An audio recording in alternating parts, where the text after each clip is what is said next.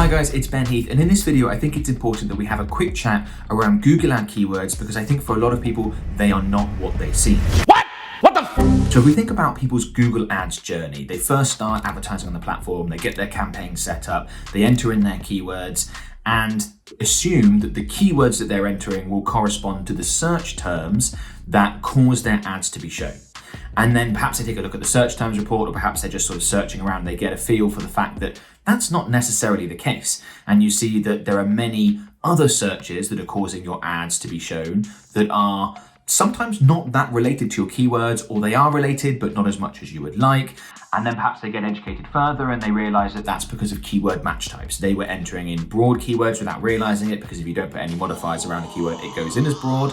And then they just need to switch from broad match keywords to phrase match, exact match, etc. And that will help improve the situation. But because Google has switched from just strictly using the exact match, phrase match to using a meaning and intent basis, the idea that the only searches that are going to trigger your ads are, let's say, that exact term for exact match is just false. That is not correct. And if you spend some time in your search terms report, you will see that even alongside exact match keywords, there are searches that are not that exact search term. Now, why is Google doing this? It's pretty obvious, right? If Google can expand the search terms that are eligible for ads based on the keywords that advertisers enter, then that means more ads are shown, more clicks are generated, more revenue for Google. And they can say things like, well, it helps improve your reach as an advertiser, you get more impressions, larger potential target market, which all sounds great. But as advertisers, what we really want is we want our advertising budget to go as far as possible in terms of conversions, in terms of leads and sales. That's going to make the campaigns as profitable for us as possible. And that often means not having your ads appear for searches that aren't absolutely nailed on what you really want and that you know is representative of the people that are highly likely to go on and convert, okay? So what is the answer to this? You can't just use the right match types, exact phrase, which I would recommend, and just think that's going to take care of the situation. First thing I'd say is spend a good amount of time in this search terms report. It's one of the most repeated actions that we do as an agency when we're running campaigns for clients, is to come into the search terms report and take a look at the actual searches that are causing our ads to be shown. Now, I'm in an example ad account. I've used this one for interior designer a lot in demonstration videos, and we get into some examples here, and even these down here, these are phrase match keywords, and we're getting all sorts of keywords pop up that are just not appropriate for what we want. So for example, this one here, 19-year-old interior designer. That's not something that this company wants to have their ad appear for. If someone clicks on that, that's a waste of budget. Now, what you can do is you can come through and find these keywords and then click up here, add as negative keyword. And you can do that to the campaign level, ad group, etc. And that's a good thing to do. That's what I'd recommend. But one thing to be very much aware of is not to just, if you add this as a negative keyword and I click up here, it's going to go in basically as exactly that term as the negative keyword and not include some other fairly obvious things. So if I use this one above it, it's probably a better example to explain how this works. 100 top interior designers. If I add that as a negative keyword, our ads will no longer display for when someone searches for 100 top interior designers. But it will if they search for 10 top interior designers or 200 top interior designers.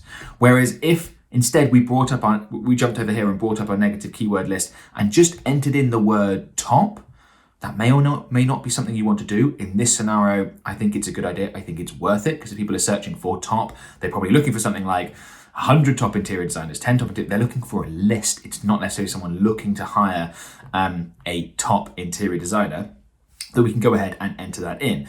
This is why if you see something like your service, your product, and then free alongside it, and then a bunch of other words, you don't just want to come in here, select it and add this as a negative keyword. You also want to just add in the word free so that hopefully it will get rid of all search terms that include the word free from being eligible for your ads to be shown. So that's one step I absolutely recommend you do, is very regularly go through the search terms report, find things that aren't appropriate and get rid of them. Add them as a negative keywords and add the important part as a negative keyword, not just the whole thing. In general, I think it's better to err on the side of being sort of too harsh and too strict and having too many negative keywords in your account, stopping lower quality searches from seeing your ads, than the other way around. You can always make adjustments if you realize that you're not spending your budget, you've overly constrained your campaign. You can always take some of those negative keywords out. That's where I would lean to.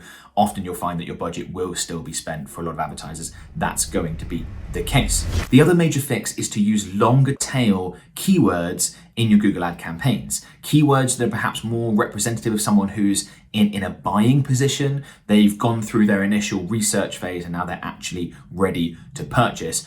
To give you an example, we could have dishwasher repair being a search term. Let's assume that's your service. You repair dishwashers. That's what your company does.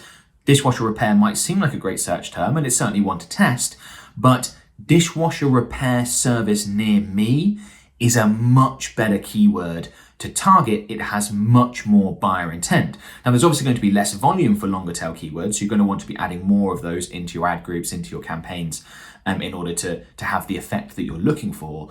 But those sorts of keywords, the percentage chance that that person clicks and then goes on to inquire with that company is much higher than someone that's just searching for dishwasher repair. That might be someone that's looking for a new dishwasher or to repair it themselves or for a dishwasher repair service. You don't know at that point. Again, if you go ahead and add in a whole bunch of longer tail keywords that have more buyer intent to Google ad campaigns and pause some of the more sort of broader terms that might include people at the research phase, and you don't find that you're spending your daily budget, then fine, you can always add some of those broader terms back in. But I'd rather you went more specific, didn't get enough impressions, didn't get enough clicks, weren't spending enough of your budget. Start there, because the clicks you do get are likely to be highly profitable, and then you can always look to expand. And then of course, stick to the more specific keyword match types. Exact and phrase is what I recommend for most beginners, even with longer tail keywords. In some industries, you're just not going to have the search volume to warrant that, but in some, it's going to be absolutely fine. That's where I'd start. Again, start small and specific, and then you can look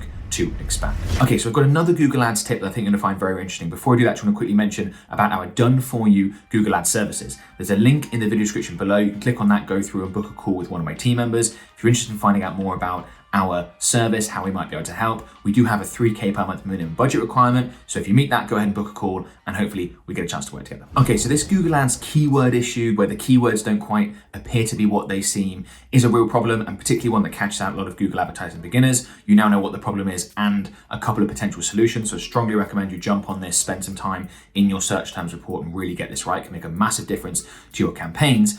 I'd also strongly recommend that you check out this video where I cover another Google Ads tip that is quick and easy to implement, but can really move the needle when it comes to improving your results. It's just a quick short video. Go ahead and check it out.